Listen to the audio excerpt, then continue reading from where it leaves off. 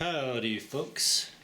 So today I'm being a little bit lazy. I actually though I had to change the capture card in my computer, and so I'm just using video capture on my camera, which is what it is. So today I wanted to talk about the Thor Mjölnir. I don't know how to say it. They're from Linsol, and they're $200, and basically they're supposed to be Basshead headphones, IEMs. They have a 10.4 millimeter dynamic driver, which is beryllium coated, and 32 ohm impedance, meaning they need a lot of power. Well, maybe not a lot, but sensitivity is 110 dB per. Well, it doesn't actually say, but 110 dB.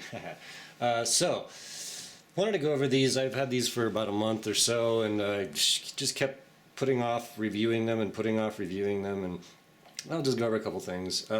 So they look like this. Get a little macro action going on there. They fit pretty well. They're not too big. These are Senda EarFit Lite, I think, tips. Well, anyway, wow, they're on there. There.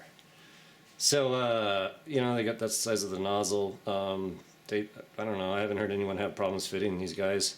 They got a little rear vent on them, right there.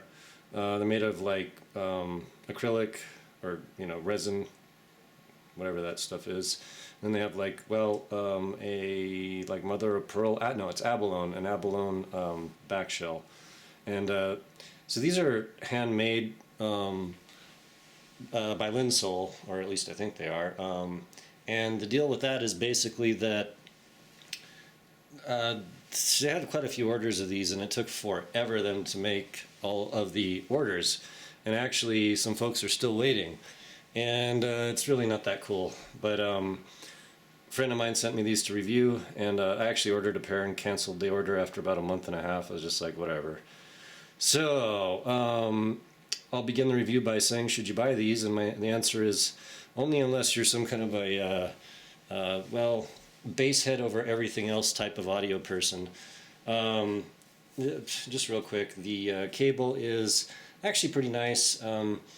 It's, how can I describe? Well, silver coated. I don't really care about cables that much, but it's fairly thin, and there's no like noise transmitted through the cable. The jack looks about like this. Pretty nice. It's not super heavy. The chin slider is about like that. Maybe aluminum or something. Not super heavy. I don't mind it at all. So pretty cool on that. And then this fella's copy of these. The two pins are actually fairly loose. They keep popping out of these, so maybe it's just the cable, maybe not. But that's a recessed 2-pin connector right there. Just to let folks know. So, I guess if the question is, do I recommend these? And the answer is not really. I mean, the whole point of this channel is really high quality audio, and these are pretty well off the map on that. Yeah, if you're a Basshead, then they might scratch that itch for you, but as I will say in a little bit, I don't think the bass is actually super special. Yeah, that's just the way it is. So I'll just go ahead and pan up to my graph chart thing. Let me, like I said, I'm being lazy. I wanted to get something out for this pair though, because they kind of do have a little bit of hype, but oh boy, come on, camera.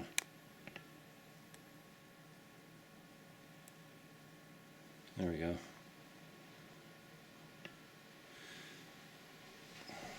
Zoom in just a hair. Basically the bottom line here.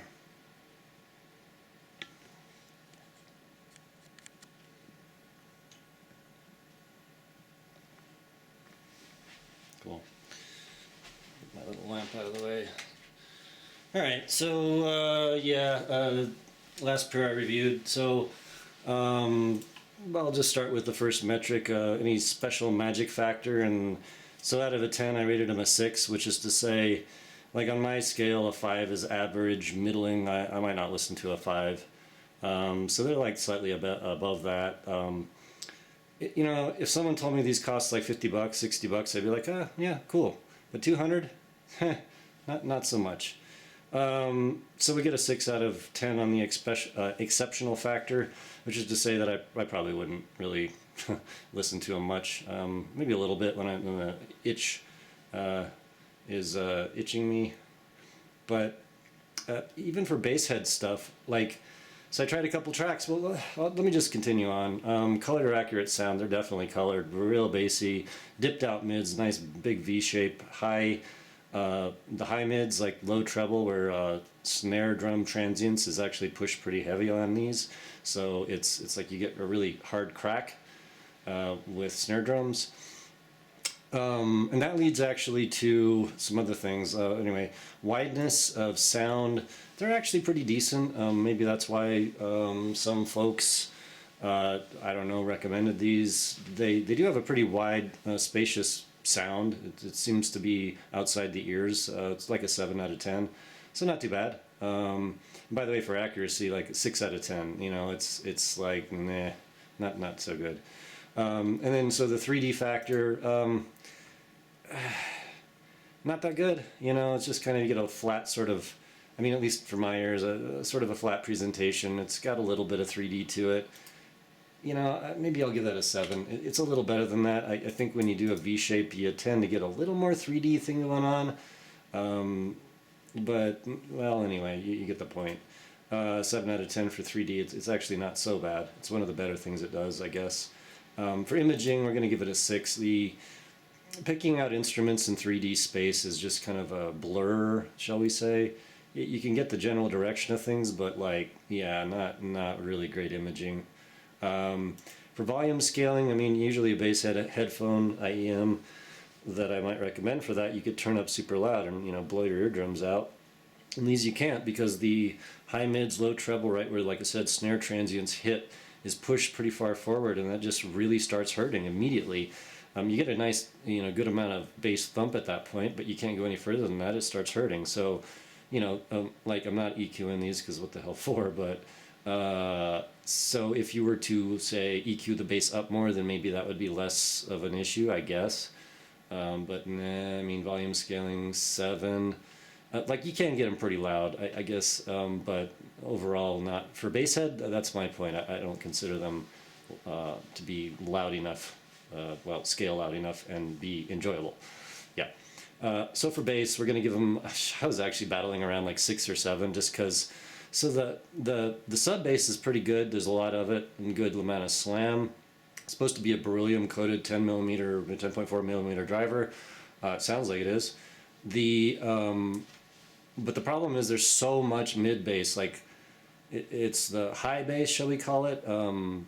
It's coming into the low mids, even, is I guess what I'm saying. It's just so woofy there. It just totally obliterates the mids, of which they're already dipped out. The pinna gain on this is fairly low. Tried looking for a graph, couldn't find one. There's probably one, whatever. You get my point. So the pinna gain's low. You got a lot of low mids and then high bass, and it's just I can't hear much of the, there's just too much bass. In the wrong places. If they had tuned out some of that mid bass stuff, and just left the sub bass in there, I could get down with this a lot better. But as it is, nah. 7 out of 10, I'm being nice, could be 6, but it's a bass headset, it's got a lot of bass, maybe 7. Richness of mids, I'm gonna give that a 5. It's bad. The bass just kills the mids out. You could barely hear them. Say a track with, I tried, what's one? It was just, it's not popping into my head right now, of course, because it was just so bad. You don't want to listen to a track where this just falls flat on its ass, but basically there was vocals, and it was like a hip-hop track, so it had a lot of bass, a lot of treble, and vocals, and the vocals were just can I even hear that? So bad. Mids, nah, I'm giving it a 5. I guess they have decent texture or something if you didn't have a ginormous amount of bass in the track you're listening to, but not. I don't like them. I wouldn't listen to them. That's a 5. Detail is, it's okay. I'm being nice, probably with the 7. could be a 6. There is some detail. It's okay. It's just okay. Not the worst I've heard. Resolving power resolution, a 7. Like, could be a 6 as well. It'll be a little nice. I mean, it sounds reasonable. But the thing is, if you A/B these headphones with, like, say, a nice balanced armature set, it's just like, yeah, that sounds just rounded, unresolving. So, I mean, by themselves, on their own, they sound reasonable, but as soon as you A/B, maybe not. But, so then pressure buildup, nah, they got a vent, they're cool. And by the way, these other metrics right on the end are not really applying to actual sound, so to speak, or they're extras. 2, so I just add 2 in if there's no pressure buildup, 0 if there is. So they get a 2. Are they isolating? They're pretty okay. You know, they fit well. They fill up a lot of my ear, outer ear. So we give them a 3 out of 5. And then for binaural, not so great, really. A 2, and I'm being nice. It could be a 1. It's pretty bad. Binaural sounds totally wrong. Special features, no. If you want to call bass a special feature, which it ain't, nah. So overall, these are going to get like a 66 out of 100, like in terms of the total score, and that's being nice, including, you know, the pressure buildup and isolation and things. And then for a sound score, a 65 out of 100, which is, I don't know, that's pretty far on the bottom of my list. Maybe not the worst, but not good, folks. If I had, yeah, that's not 125, that's 200. But if I had bought these, I would have sold them instantly and tried to recoup that 200. That's where I'm at with these. I don't like them. So just wanted to get these out of the way. Have a great day. Get another review out here soon. Bye-bye.